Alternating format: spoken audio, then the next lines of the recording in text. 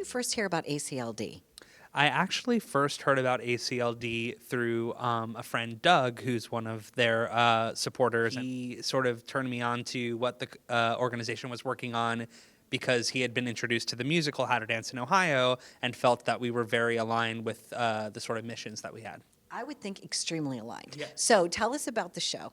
Yeah, so How to Dance in Ohio, it's based on the Peabody Award-winning documentary of the same title, and the documentary follows a group of young adults with autism in Columbus, Ohio, and their clinical psychologist plans a spring formal for them. So in the documentary, it follows 3 young women sort of going through the motions of preparing for a spring formal, which obviously we all can very much relate to going through that experience. And our authors found the documentary on HBO and had the brilliant idea to lift that premise and create a musical. So our show focuses on 7 autistic young adults, all played by autistic actors, and sort of it's a show about human connection, a show about going through this classic rite of passage that we all go through, and and growing up. You started out in North Carolina, and then you decided you wanted to go to a specialty high school. Yeah, so I did this after-school music program for from 9 to 17 called School of Rock, which was basically I took guitar lessons and voice lessons and did tributes to various bands and stuff. And there was an older student there who was a good friend of mine, and he went to a local middle/high school performing arts school. And I had always loved musical theater ever since I was young. I had never really done much of it out, but I was very comfortable singing in public. So I told my parents I wanted to audition to go there. I fell in love with the actual doing of theater as opposed to just watching it and appreciating it. And as 8th and 9th grade rolled around, I became much more involved with it outside of school. And since then, I've just been doing it since then. Yeah. Now, how do your other brothers feel about you becoming famous? Are they okay with your fame? My youngest brother, who is a freshman in college right now, literally texted me today and was like, "Your ads keep popping up on my Instagram page." And I'm like, "Yeah, me too." But they're both super sweet and so excited to come see the show. I grew up, my youngest brother doesn't do as much of music stuff anymore, but my middle brother Cooper is truly a guitar prodigy and does shows and stuff around Charlotte where he still is. And so we grew up in a very musical household, so they can both very much appreciate what I'm doing here. Yeah. What made you decide to work in the nonprofit sector? 30 years ago, believe it or not, I've been in the field for 30 years. I graduated college with a degree in psychology, and I thought I was going to be a child psychologist. My internships with underprivileged children, and I thought that's what I was going to do. Came across an ad to work with people with developmental disabilities. Had no experience at all. Started it, was a little nervous at first, utilized my resources, my family, my friends, and then I started developing relationships with the people I was supporting. And 30 years later, I'm still here. Some of the most wonderful people that I know, right? The most wonderful, generous, kind-hearted, amazing people. How can the community at large have something special in their own communities? Is it raffle prizes? If somebody wanted to host this in the middle of Ohio, what could someone do? They can just simply reach out to any organization like ours in our industry and first learn about what we do. I think that's essential to get people to understand that we make a difference in everybody's lives. It's not just us, it's not just our staff, it's the families, but it's also the community at large. Getting that acceptance from that community that either your day program is in, your preschool is in, or your group home is in is extremely important for the psychological well-being of the people that we support. So getting involved with the organization, learning about the organization, attending events like tonight to learn about us is something that they can do. When you were younger, is there somebody special to you that taught you how to be philanthropic? Or taught you how to help others? Was it your grandma, your mom, your dad? My parents.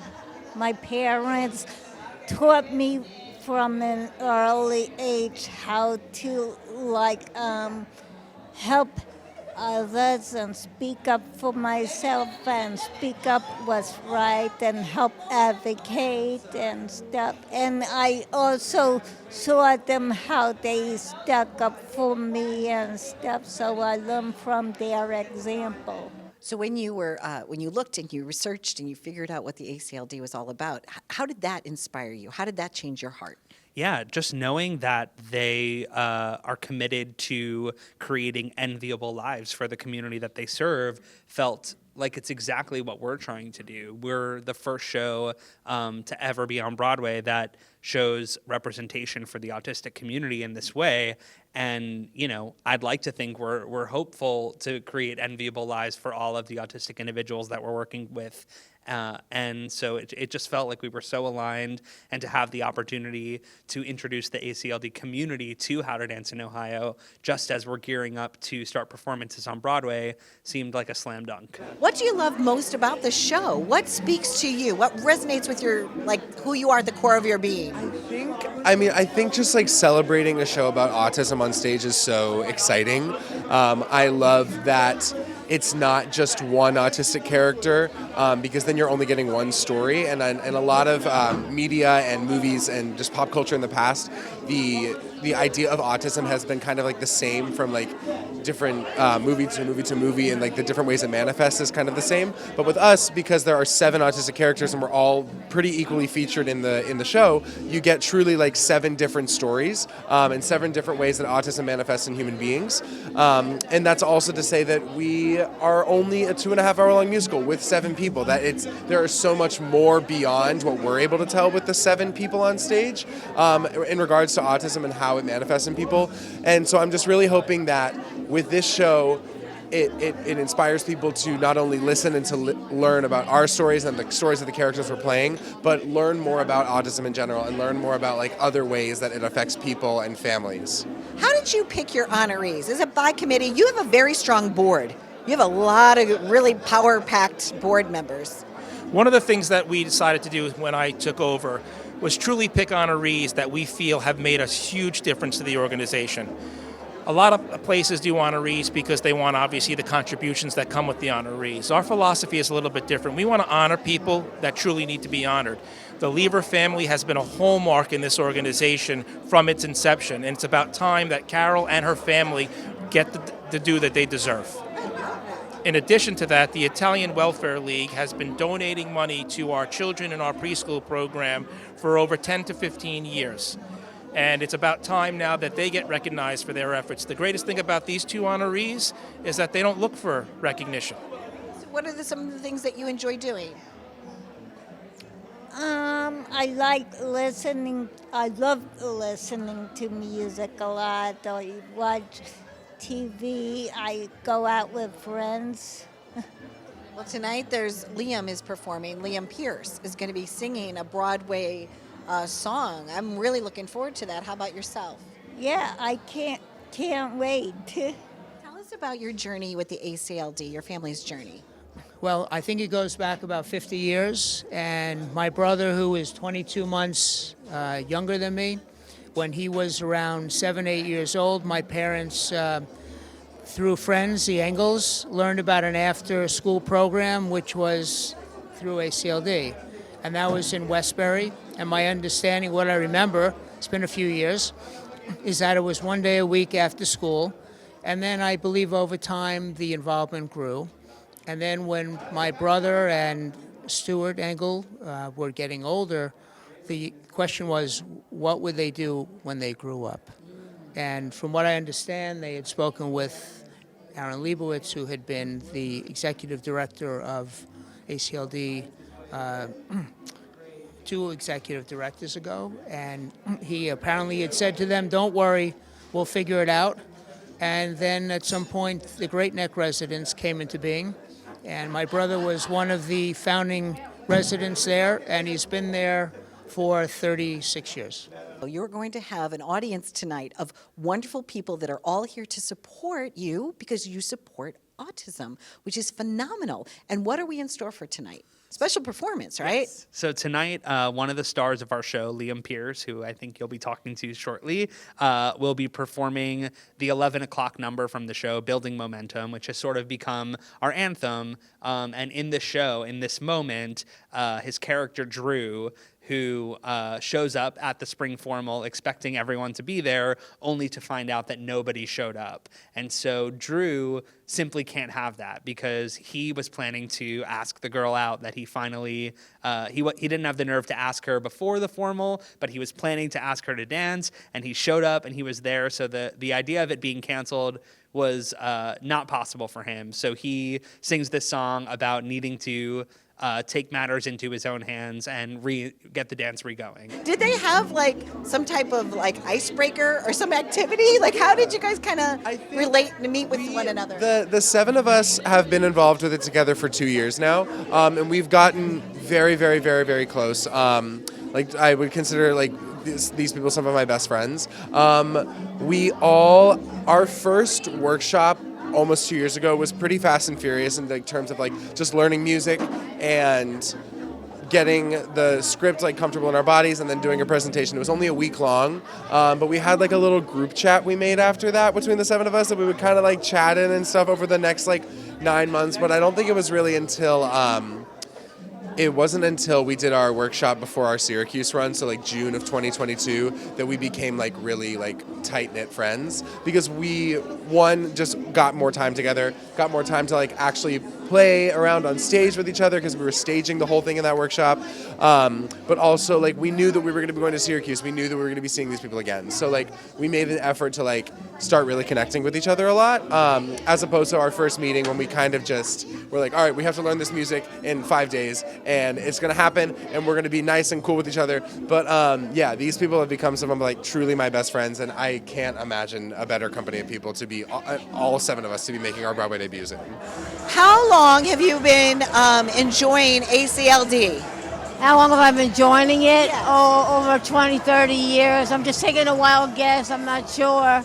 Wow. What do you love most about it? It's okay if I'm not sure? Absolutely. You know what? It's hard to remember. And it's so hard to remember. But for a long time, you've been doing things with them for a long time. Yeah, so I was very young, much younger.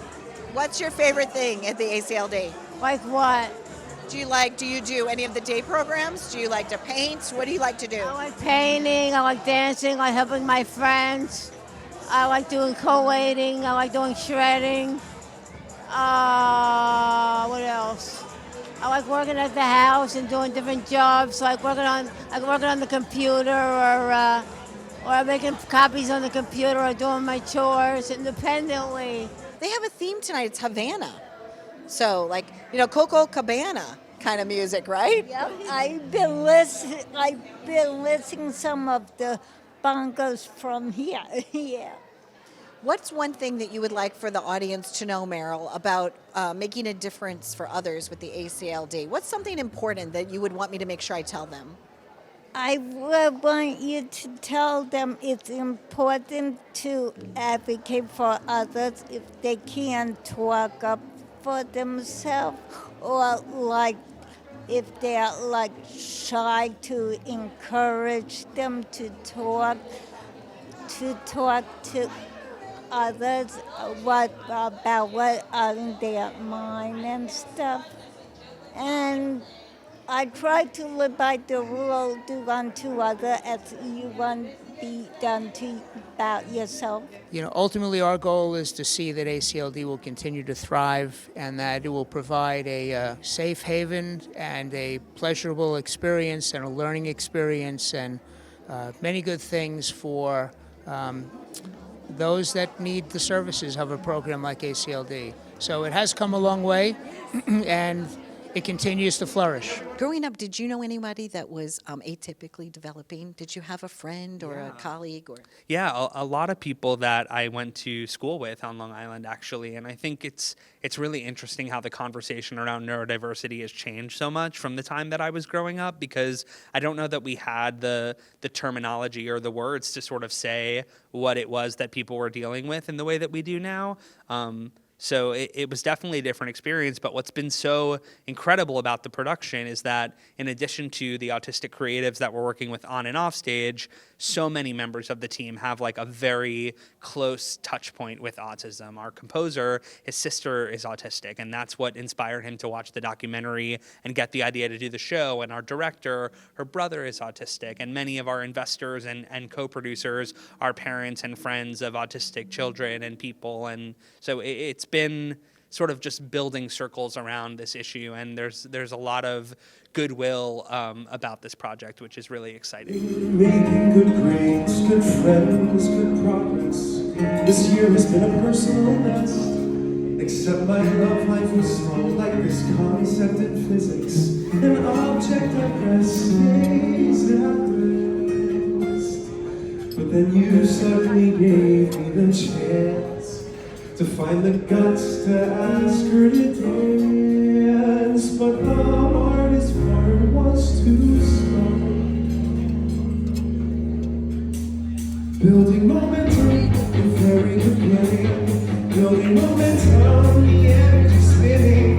Moving with purpose and picking up speed has taught me the one lesson I'll ever need. The first step to succeed is building momentum.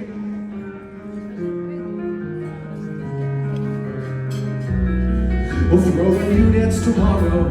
Let's use the center and we'll cater all our favorite food. We'll clear the chairs to the wall. I bet Mel a DJ and I can bring smart lights to set the mood. I'll invite everyone personally. Forget my mother to do it for me. My mom's hard to refuse. We can't lose. Building momentum. I have to keep moving. Giving attention to what needs improving. Facing the fears that have kept me alone has filled me with confidence I've never known. Like I discovered my backbone. Building momentum. You don't know what she does to me. Like she rewired my circuitry. My operating system's reeling, and I can't bear this feeling. Building momentum, the very beginning. Building momentum, the energy spinning. Knowing I'm throwing my best chance away if I have to throw a new dance every day. It's the only way out to keep growing from now. Building momentum. Building momentum.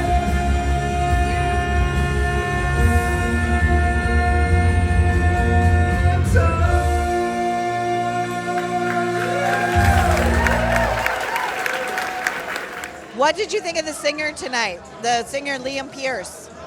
It was a blast. It was awesome. He was so incredible, right? He gave me the goosebumps. Yeah. Gave me the goosebumps too. And I heard that you like to dance a little bit. I love to shake my groove thing. All right, me too. Shake it, shake it, shake it, shake it. Woo! So Meryl and I are going to shake it. We're living it up in the ACLD. Woo!